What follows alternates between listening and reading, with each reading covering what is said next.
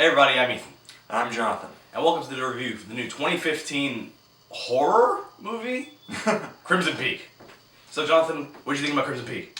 Well, from the trailers I thought it was going to be like a really cool visual horror movie with some good prosthetic stuff, because Guillermo Del Toro makes a beautiful movie. Oh, absolutely. And honestly, I was just expecting something with an interesting story and a really good look to it. Absolutely. He certainly does have a very, very obvious visual style, and that's really all I like from him.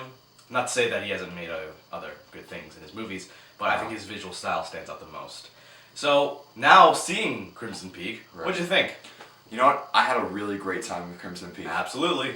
And the first thing, the most notable thing about this movie is the set designs and the costumes and the visuals are just beautiful. Absolutely. Taking place in 1918, everything has a very, very authentic feel. Everything from the set to the wardrobe.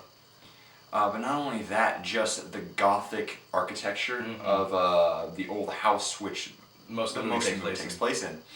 And just fantastic. But what really helped the atmosphere was this movie's great score. Oh, for sure, yeah. Again, coming from 1918, there was a lot of very classy orchestras and things like that. But when the more intense scene starts, it gets a very nerve-wracking sort of score to it.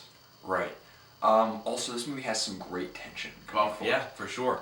It's not really a horror movie, here's the so thing. to speak. Here's the thing. It's more of a mystery, right, with dispersed moments of concentrated tension. Right. The movie is advertised as a bone-chilling horror flick, when really it's more of a mystery thriller romance, which I can't say I wouldn't have liked to see in the horror movie. I would have loved to see the horror movie, but I think I got something equally as good instead. Right. Now, that's pretty much all the pros. I mean, this movie, for the majority, is pretty good, but it does have a few drawbacks. Ethan, I think you brought up a point about some of the acting is a little wooden. Personally, very personally, I'm very sorry if I mispronounced her name, but Mia Wasikowska and Jessica Chastain had moments throughout the movie where they had wooden acting.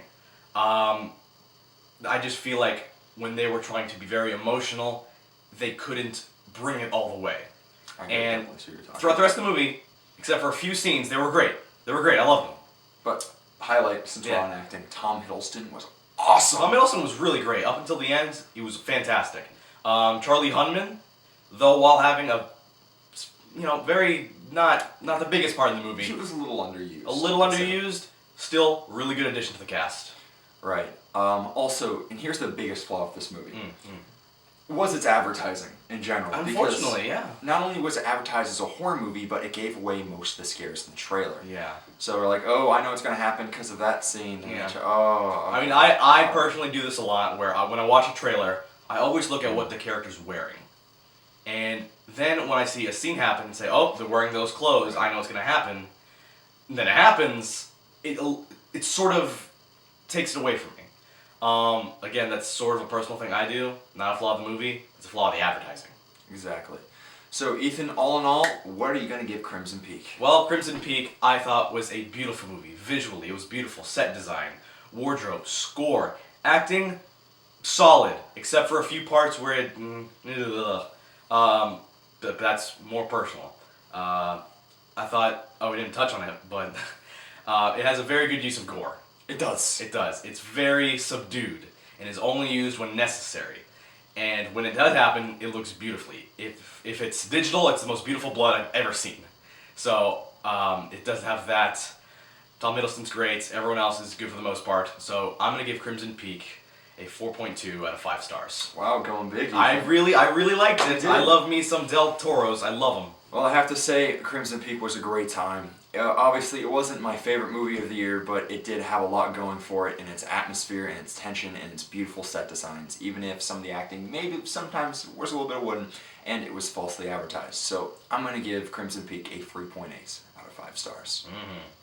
So guys, how did you like our review? Did you love it? Did you hate it? Make sure to let us know in the comments. Also, make sure to like this video and subscribe to our channel if you haven't already done so.